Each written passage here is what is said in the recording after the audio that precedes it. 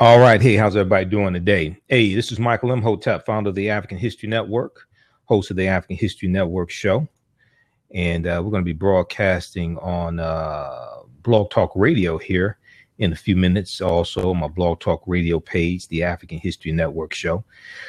So today is Friday, June 30th, 2017. This is day 162 in the Donald Trump regime. Okay. And let me check something. Now, we should be live. We should be on Facebook Live. I need to double check this here. We should be on Facebook Live, our Facebook fan page, the African History Network, the African History Network. And we should be on YouTube. Okay, we're on YouTube. We're on YouTube, so that's good. We'll make sure on Facebook Live, also our fan page, the African History Network. Okay, for some reason it's not broadcasting on Facebook Live. I don't know why. All right, so we're doing I want to talk about this study that just came out Tuesday from Georgetown University. And this study deals with African-American girls, okay? And it deals with how Black girls are viewed less innocent than white girls starting at age 5. Black girls are viewed less innocent than white girls starting at age 5, okay? And this is a very, very important study. And there have been other studies that are similar to this. And there was one that came out in 2014 that dealt with African-American boys and was very important also. Okay. So we want to talk about this, and I'm not sure why this wasn't working on Facebook Live. That is a problem. And I'm going to have to fix this here. I don't know what happened with this. Okay, so Huffington Post Black Voices had this article from June 27th, okay? And I think that was a Tuesday, June 27th. And then also News1.com had an article about this, NBCnews.com as well. They talked about it on News One now with Roland Martin, also on TV One. They had a really good segment. All right, so it looks like we're broadcasting on Blog Talk Radio right now as well. So, hey, this is Michael Imhotep, founder of the African History Network, host of the African History Network show. Hey, welcome to a special broadcast of the African History Network show. Today is Friday, June 30th, 2017. And we are live today, right? Day 162 of the Donald Trump regime. I want to talk about this study that just came out Tuesday from Georgetown University, University's Law Center on Poverty and Equality. And this study deals with how Black girls are viewed as less innocent than white girls starting at age 5. Black girls are viewed as less innocent than white girls starting at age 5. Okay. And this is a very, very important study. And they talk about the adultification of African-American girls. And this all centers around stereotypes of African-American girls, African-American women that have existed for hundreds of years, going back to slavery and dealing with the dehumanization of African people. Okay. But in this article from Huffington Post Black Voices entitled Black Girls Are Viewed as Less Innocent Than White Girls Starting at Age 5, it talks about how a new report found that adults view young Black girls, young African-American girls, as less innocent and more adult-like than white girls starting as young as 5 years old. African-American girls as young as 5 years old are viewed as less innocent than white girls, and they are viewed as more adult-like, okay? And this stems from stereotypes fed to us through the media, fed to us through television shows, etc. You see the hypersexualization of African American women when it comes to music videos, and I've done broadcasts. We talk about this. We've talked about this in the past. Now, the name of this study is called Girlhood Interrupted. Girlhood Interrupted. Okay, is the name of the study. The erasure of Black girls' childhood. Girlhood Interrupted. The erasure of Black girls' childhood. Now, this was released on Tuesday by Georgetown University's Law Center on Poverty and Equality. And this study shows that society's perception of African American girls leads to their quote unquote adultification. Okay. Society's perception of African American girls leads to their adultification. Now, you've heard me talk about how your thoughts create feelings, your feelings create actions and behaviors, your actions and behaviors create results. And I deal with how what you read, see, and hear impacts the way you think, feel, act, and behave, and how images that are projected of us influence the way people see us, perceive us, act towards us, influences the way we're policed, influences laws that are passed, politicians that are voted for, and influences how we see ourselves and how we think about ourselves and act towards ourselves as well. So a lot of this has to do with the media and stereotypes that are fed to us through the media, through the television. Okay. You call it TV, I call it television because it's a vision that tells lies. So the report shows that adults believe that African American girls seem older than white girls of the same age, and think that Black girls need less nurturing, less protection, need less support. They believe African American girls need less support than white girls. They need to be comforted less.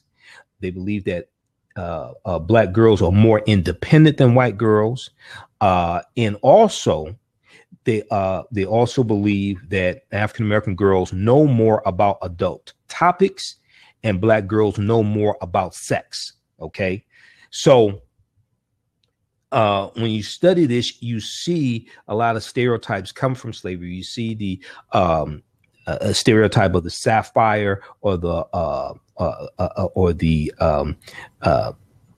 African American woman who is hypersexualized or something like this, right? And you see sex being used as a commodity, the African American woman being objectified. You see, for instance, Sarah Bartman, Sarah Bartman, who was Khoisan, who was paraded around Europe, and she was a sideshow exhibit, so to speak, because of her large breasts, because of her large buttocks, because of her large,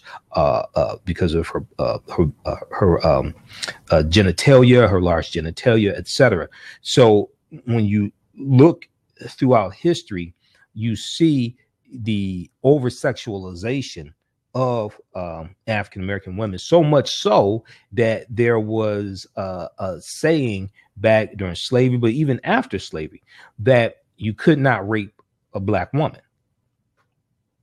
Okay, because they were looked at as being over-sexualized. So you translate this to the music videos, and I talked about this recently in some of the broadcasts I've done. If you watch hip hop music videos, specifically hip hop music videos, right, you'll see an over-sexualization of African American women. You'll see a focus on body parts. You'll see usually a number of them in the video half naked, etc. But when you watch, if you watch like top 40 white music videos, like if you watch it on Fuse TV or MTV, things like this, you watch like a lot of the latest videos, you don't see that like that in there. You may see one or two girls, right?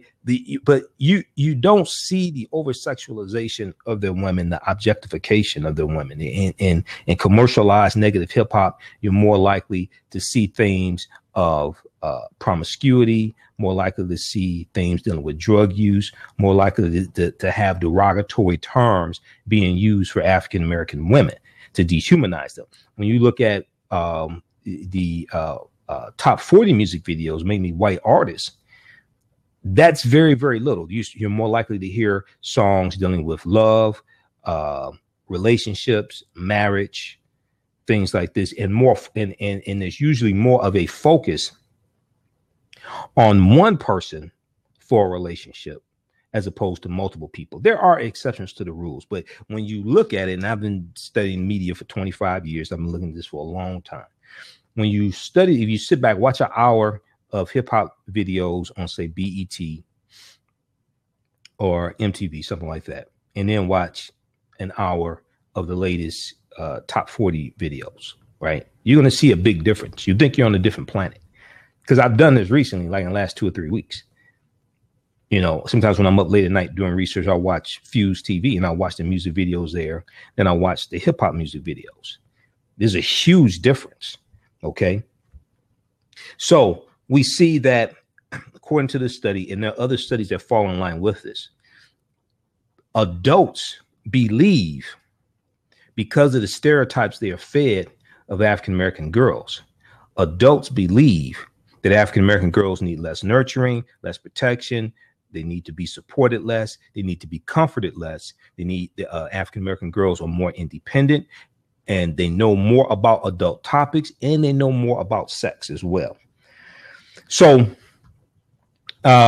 once again, the name of this report is Girlhood Interrupted, the Erasure of Black Girls' Childhood. Girlhood Interrupted, the Erasure of Black Girls' Childhood. So, and this is, and we see this trend starting at age 5 for African-American girls. Now, the report, which built on information from a 2014 study by Dr. Philip Atiba Goff. You've heard me talk about this study before. They have it at the American Psychological Association's website. I've read it. And this study found that African-American boys are more likely to be viewed as older and suspected of crimes starting at age 10. African-American boys are more likely to be viewed as older and suspected of crimes starting at age 10. And this is the first of its kind to focus on girls. This study is the first of its kind to focus on girls.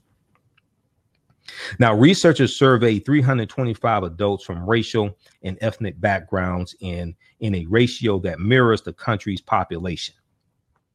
So it was a cross-section of the country.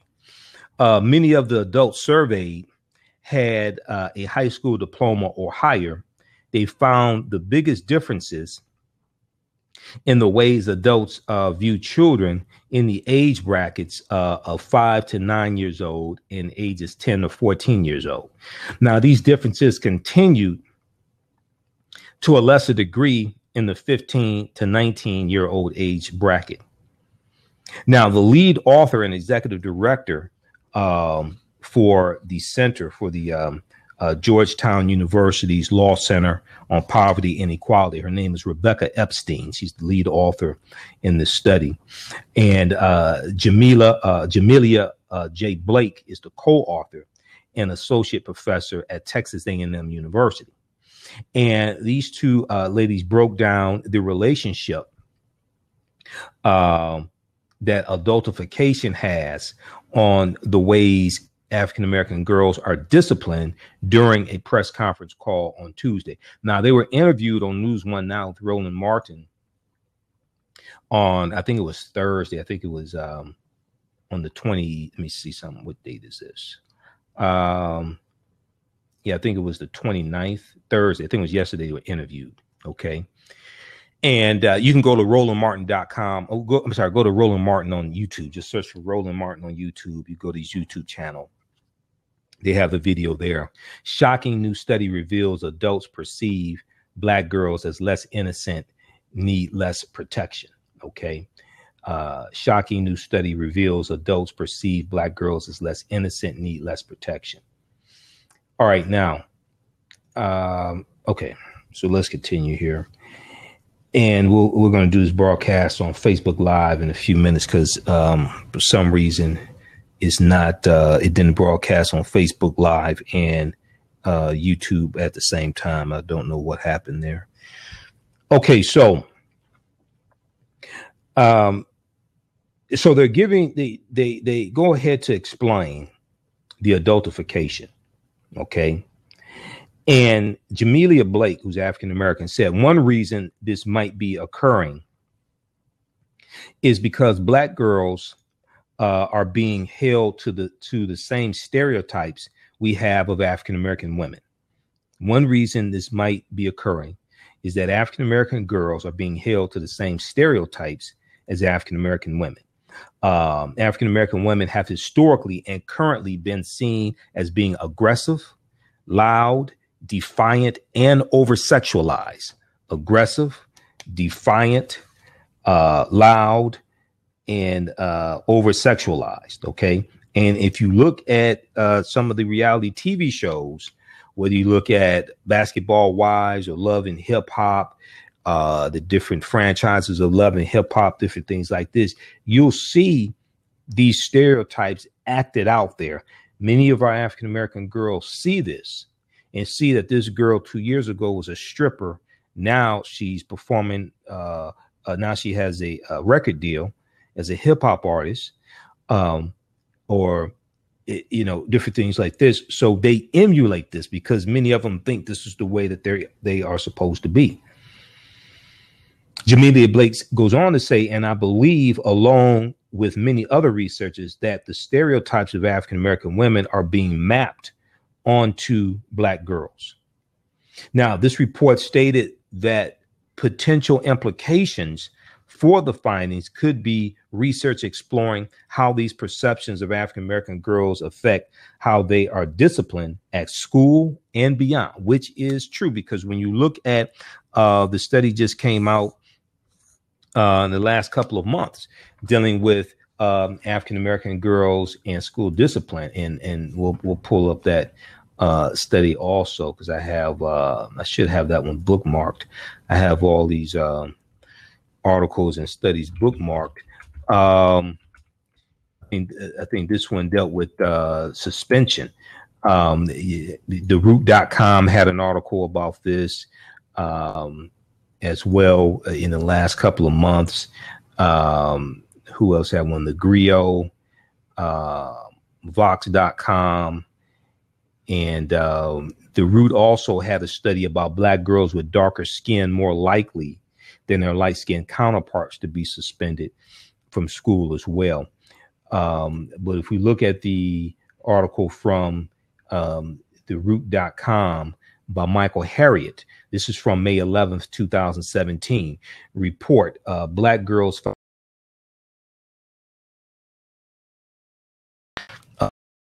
Black girls 5 times to be suspended from school than white girls. Black girls do not present more frequent or serious discipline problems. They are not slower learners, nor do they struggle academically more than other students. But according to a new report from the National Women's Law Center, Black girls are twice as likely as any other student to be suspended and 5.5 times more likely to be temporarily kicked out of school or suspended than their white counterparts. Okay. And this is based upon stereotypes and how they are perceived by teachers, by administrators, etc. The report's authors say that a number of factors contribute to this situation, including stereotypes of Black girls and women as angry or aggressive and promiscuous or hypersexualized can shape school officials' views of Black girls in critically harmful ways. So in situations where a white girl will not be punished harshly, right? African American girls get punished harshly because of these negative images and stereotypes that are fed through the media that people pick up about African American women and believe them, think that they are true. And then when they are confronted with a girl of the targeted group that they've been targeting these negative images about, they then act accordingly. Black girls are punished for challenging what society deems feminine behavior, like being candid or talking back. implicit and explicit biases about black children's behavior and capacity to learn, etc. So you can check out that article from theroot.com. Okay. And then if we look at the study from the American Psychological Association by Dr. Philip Atiba Goff led this study. He talked about it on when Melissa Harris Perry had her show on MSNBC, the Melissa Harris Perry show. He dealt with it there. And we'll pull this one up also here.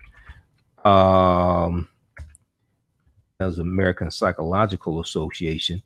So with this study from 2014, black boys viewed as older and less innocent than white boys. Black boys viewed as older, less innocent than whites, research finds. Okay, so now this is from March 6, 2014. So the study that just came out this past Tuesday from Georgetown University's Law Center on Poverty and Equality, this study builds on the one from 2014 dealing with African-American boys.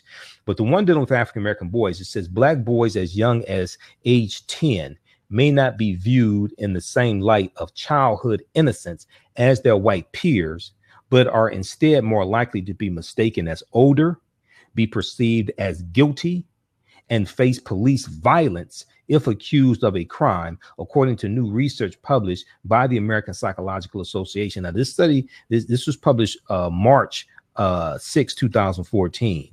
And Dr. Philip Atiba Goff, PhD, he said, quote, children in most societies are considered to be in a distinct group with characteristics such as innocence and the need for protection.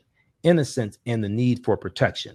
Our research found that black boys can be seen as responsible for their actions at an age when white boys still benefit from the assumption that children are essentially innocent.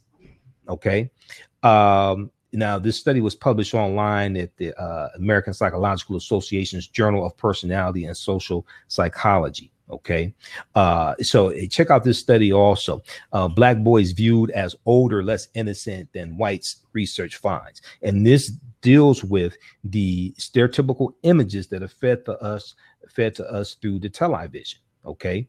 So this is why it's important for us to fight back against these images and to correct these images. Okay. And what you do for yourself, what you do to yourself, and what you allow other people to do to you is based upon what you think about yourself.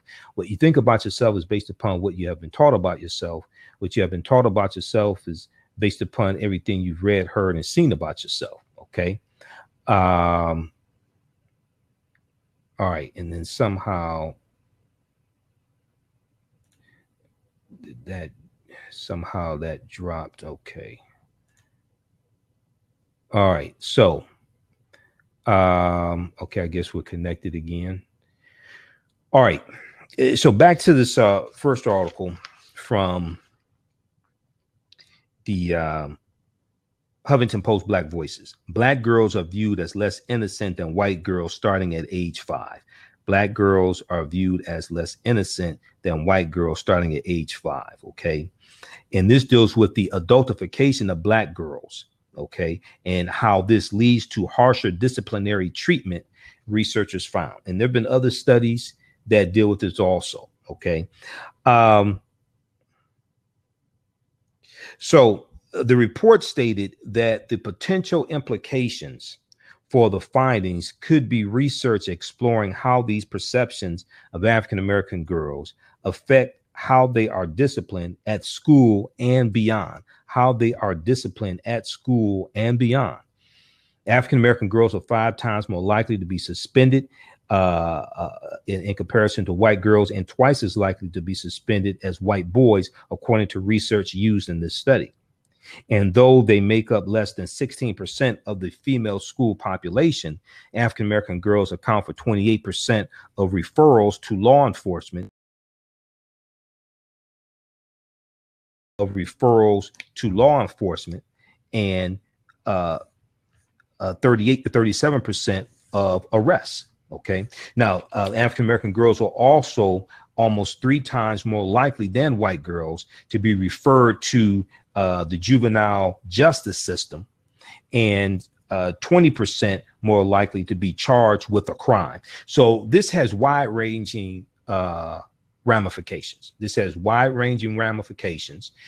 And this is why I deal with the images that we see of ourselves in the media that are largely controlled by Europeans.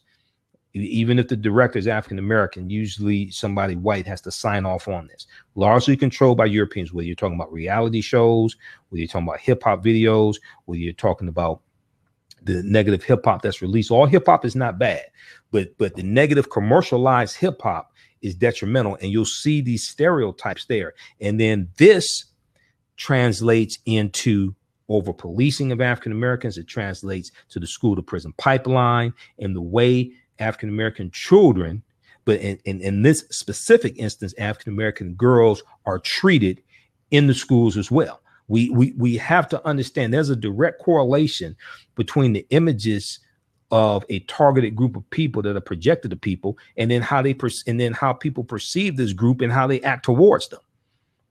Okay, you know, Dr. Leonard Jeffries, who's one of my teachers, he says whoever controls the images controls the self-esteem, the self-development, the self-worth of the people. Whoever controls the history controls the vision. All right, but a lot of our people think this is just entertainment. No, it's not entertainment. It's programming. It's programming. And Malcolm X was correct when he said the media is the most powerful entity on earth. They have the ability to make the innocent guilty and to make the guilty innocent, and that's power because they control the minds of the masses. He was absolutely correct. So the lead author and executive director of the center, lead author of the study, Rebecca Epstein, she goes on to say, quote, the consequences of entering the juvenile justice system cannot be ignored. The consequences of entering the juvenile justice system cannot be ignored. Okay. As we know, it can change the course of a girl's life. But despite these startling statistics, there's precious little research about why this different treatment happens. Despite these startling statistics, there's very little research about why this different treatment happens. Why are African-American girls subjected to more discipline and greater contact with the juvenile justice system? And at the center, we wanted to look at those possible root causes. At the center, we wanted to look at those possible root causes. Now, during the research for the study, Rebecca Epstein recalled talking to a young African-American girl who said her teacher told her, quote, "You're just like an angry Black woman. You're just like an angry Black woman." Okay. So Jamelia Blake, who's the co-author of the study, said these attitudes take away from Black girls having a childhood. These attitudes take away from Black girls having a childhood. And once again, when you look at the overall findings of the study, they found that adults believe, because of perception, adults believe that African-American girls are less nurturing, need less protection, need to be supported less, need to be comforted less, are more independent, know more about adult topics, and also that Black girls know more about sex. And if you watch Hidden Colors 4, the religion of white supremacy, they have a section in there dealing with molestation. And they make a direct correlation between molestation and slavery. Because during slavery, you had a raping of African-American women, African-American girls. There was a molestation taking place. And we understand that hurt people hurt people. So oftentimes those who are molested as children could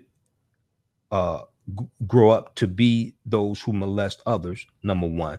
But also what if you talk to psychologists, psychiatrists, another thing that happens is oftentimes when people are molested when they are children, it can cause them to be over promiscuous or very promiscuous. Okay. And you have this trauma passed down from generation to generation, and you have molestation that takes place generation after generation. But in a lot of African-American families, it's silent. It's kept behind closed doors until 20 years later, when somebody finally tells, well, hey, I was molested by Uncle Joe when I was 5 years old. It lasted from 5 years old to 10 or to 15 years old or something like this. So you have all of these dynamics that are taking place. And when I did a screening of Hidden Colors 4 here in Detroit, like the first screening, and the place was packed. I did it at Nanny's Knowledge Cafe.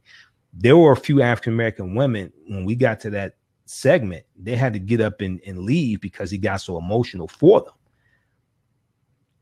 So molestation oftentimes is directly tied to the way some African-American girls act in African-American women, because oftentimes they never got counseling for that. Oftentimes they never got counseling for that. And it can be a coping mechanism or a defense mechanism as well to try to keep further molestation from happening.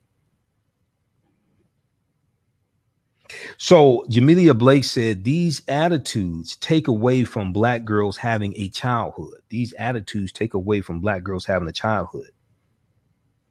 She said, quote, there's kind of this social stereotype.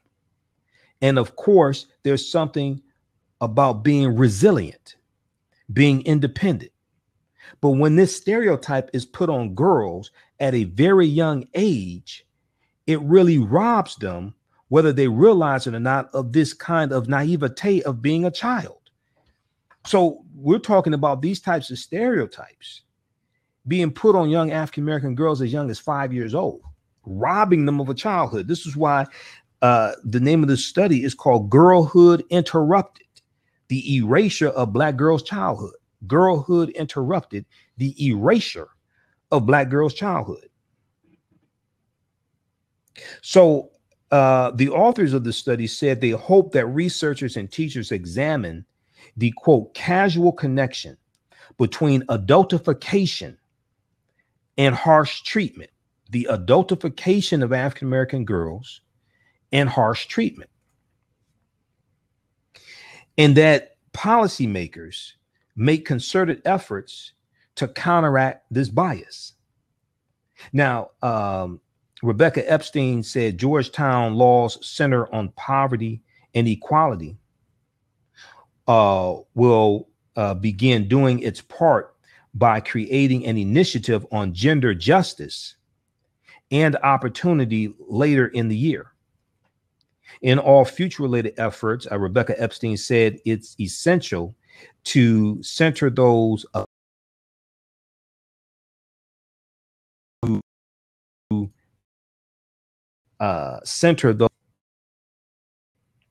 Now, she goes on to say, in all of this work, voices of Black girls themselves should be front and center to the work.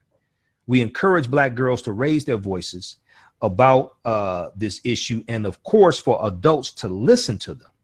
All Black girls are entitled to and deserve equal treatment, including equal access to the protection that are appropriate for children. All Black girls are entitled to and deserve equal treatment, including equal access to the protections that are appropriate for children. All right. Now, if we so once again, check out this article from Huffington Post, Black Voices. Black girls are viewed as less innocent than white girls starting at age 5. And this was a new study that just came out Tuesday from Georgetown Law's Center on Poverty and Inequality. The name of the study, and they have a link to the actual study. You can read the actual study. The name of the actual study is called Girlhood Interrupted, the Erasure of Black Girls' Childhood. Girlhood Interrupted, the Erasure of Black girls' childhood. Okay, so when I was on Wake Up with Steve Hood yesterday on 9:10 a.m. the Superstation, I'm on the morning show every Thursday for 2 hours. When I was on, we talked about this briefly. We may talk about it more next Thursday, but we talked about it briefly. Okay, so and then also the NBC News, they had an article about this as well. NBC News had an article about this also, about this study as well. Okay, it's called The Adultification of Black Girls, Less Protection, More Discipline. The adultification of Black girls, less protection. The adultification of Black girls, less protection and more discipline. All right. So check those out. And then just today at the White House daily press briefing, right? Sarah Huckabee Sanders was asked about Donald Trump sending in 20 more feds into Chicago, because that story came out this morning, right? And this was to assist in the killings in Chicago, to assist the police. So early this morning, I saw a story from a local news channel in Chicago, but rawstory.com has an article. We posted on my personal fan page. We'll post it on the African History Network fan page also. A reporter asked about the federal government's decision to garrison or send in an additional 20 agents from the ATF, Bureau of Alcohol, Tobacco, and Firearms in Chicago, and whether this was a tacit admission by the government that part of the problem in that city is related to the easy access to firearms. Okay. Now, there has been a big issue because a lot of activists have been saying, look, we need resources. We need funding for school programs and after school programs and summer jobs. And we need more people need jobs here. We need resources, not just more policing. We need resources. Okay. But coming from a white supremacist like Donald Trump, he's taking a very heavy handed approach to this. And it's a law enforcement issue, right? But when you have white people overdosing from heroin addiction and opioids, then people are saying, oh, we need to look at this as a mental health issue and get them the treatment that they need and get resources. They don't talk about policing, because you best believe that violence in these communities where you have all these overdoses taking place and all these white people hooked on opioids, hooked on prescription drugs, hooked on heroin. You think crime hasn't increased in those cities? But the approach to that is not a heavy-handed approach to send in more law enforcement.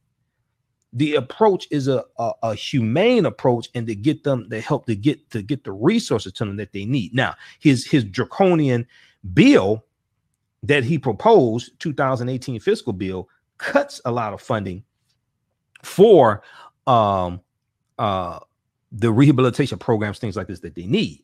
Okay. However, when it goes to the House of it's in the House of Representatives now. However, they're going to fix that in the House of Representatives. They're going to fix that. Okay. Best believe that. All right. So just today, Deputy White House Press Secretary Sarah Huckabee Sanders, who's a outright lying fraud. I have no respect for her. She just stands up there and lies basically every day and just spins.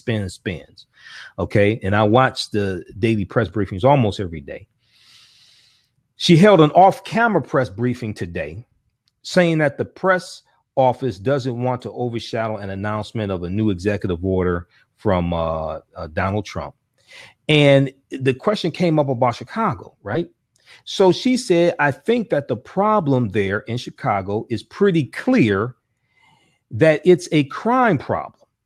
I think that crime is driven more by a morality than anything else, or lack of morality, she's saying it's a morality issue, not a poverty issue, not an issue of lack of resources. Okay. She says, I think that crime is driven more by morality than anything else. So I think that this is a law enforcement issue, and our focus is trying to add additional support. Now, my question to Sarah Huckabee Sanders, Deputy White House Press Secretary, is when the hell did you talk to activists on the ground in Chicago to find out what's going on there, to find out what's fueling the violence? When did you do this? Now, her remarks echo her father's statements, another white supremacist, Governor Huckabee, okay, in 2016, he said that racial injustice in the U.S. is, quote, a sin problem, not a skin problem, a sin problem, not a skin problem. Before asserting that, quote, all lives matter, end quote, whereas he said the Black Lives Matter movement is elevating some lives above others. See, these are these white supremacists. This is what they are. Okay.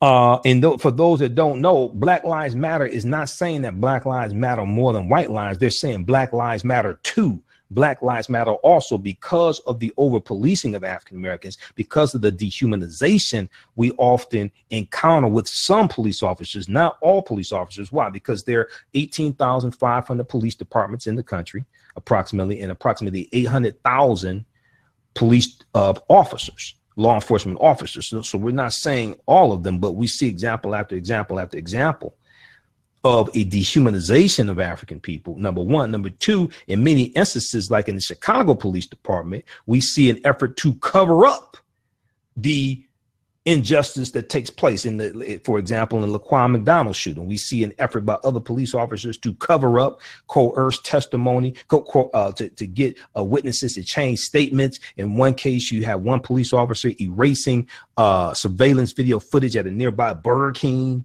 So you see, so I'm not indicting all 800,000 law enforcement officers, but we see there's a certain percentage that either commit these acts or help to cover them up. So this was just today, Sarah Huckabee Sanders, but this goes to perception. So the perception is, okay, these are all gangbangers and they're subhuman and we just need to lock them up, right? As opposed to realizing, well, wait a second, what is creating this poverty?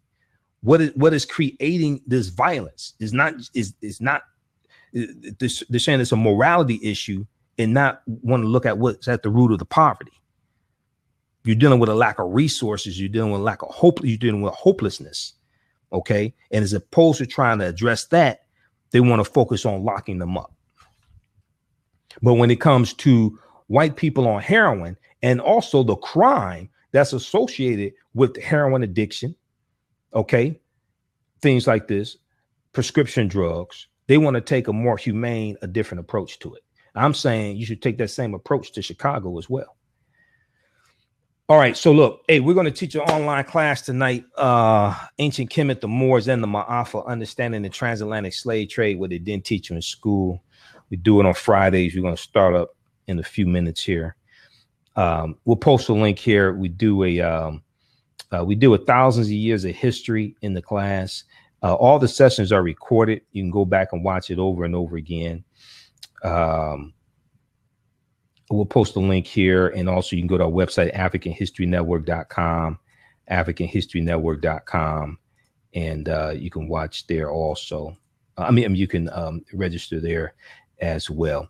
So it's a 12-hour 6-week online course. All the sessions are recorded, and this is session number 2. Okay, so as soon as you register, you can watch last week's course, right? And we actually did a Monday. We actually did it this past Monday, okay, because I ran into a problem this past Friday, so we did this past Monday. And, you know, when we deal with the transatlantic slave trade, we can't deal with it as an episode in history. I deal with it chronologically. So we deal with thousands of years of history. We deal with ancient Kemet, talk about Ta-Nehisi, Nubia. We deal with African presence in this country going back tens of thousands of years. We deal with information coming from Dr. David Imhotep, who wrote the book, The First Americans Were Africans, Documented Evidence. We deal with Christopher Columbus and his 4 voyages. We deal with the 800-year occupation of Europe by the Africans known as the Moors, how this sets up Columbus to set sail on his 4 voyages. So we deal with the transatlantic slave trade chronologically. Our history does not start in slavery. Even our history in this country does not start in slavery as well. Okay. So we posted the link here on those watching on YouTube, posted the link there. You can register there. And we have, I think it's about 10 hours or 12 hours of bonus content for you to watch also. Okay. So it's Ancient Kemet, the Moors, and the Ma'afa, understanding the transatlantic slave trade, what they didn't teach you in school. You can ask questions during the class also. Okay. It's an online class. Tune in from around the world. Shout out to Miss Britton. Okay. She said, I love the shirt. Yeah. You can order this shirt from PIOclothing.com, PIOclothing.com, Power in One, PIOclothing.com. You need to start paying me an endorsement fee for wearing this shirt, because every time I wear it, people order it. And okay, we got Michael James on also. Okay. All right. So let's see. This Sunday we'll broadcast probably on Facebook Live. I won't be on live on 9:10 a.m. the Superstation, because they're re-airing old shows for the 4th of July holiday. But this weekend we'll do the history of the 4th of July. I dealt with that on Steve Hood's show this past Thursday, and we'll have to get that video up also. All right, so look, you got to get out of here. Hey, you can register for this class. I got to get ready to teach this class. And visit our website, AfricanHistoryNetwork.com. All of my DVD lectures are there. We have articles that I write, video clips, a lot of information there as well. And look out for Elementary Genocide Part 3. Elementary Genocide Part 3, that drops August 22nd, 2017. I just got the notification from Director Raheem Shabazz. I'm featured in that documentary along with Professor Kaba Hiawatha Kamene and Professor James Small, 2 of my teachers. Look out for that documentary. And I will be in July. I'll be in Atlanta the 3rd weekend in July for the Liberated Minds Black Homeschooling Education Expo. The Liberated Minds Black Homeschooling Education Expo. I'll be presenting on Sunday. I just got confirmation from Queen Thais yesterday, I think it was, or the day before yesterday. So I'll be there for that. We'll post a link here, liberatedmindsexpo.com. They do the Black Homeschooling Conference each year. Okay. So, hey, I got to get out of here. Hey, remember at the African History Network, we focus on educating, empowering, and inspiring people of African descent throughout the diaspora and around the world, because right now it's corrects wrong behavior. What you do for yourself, what you do to yourself, and what you allow other people to do to you is based upon what you think about yourself. What you think about yourself is based upon what you have been taught about yourself. What you've been taught about yourself is based upon everything you've read, heard, and seen about yourself. Remember, right now it's corrects wrong behavior. It's not over till we win. We'll talk to you next time. Peace.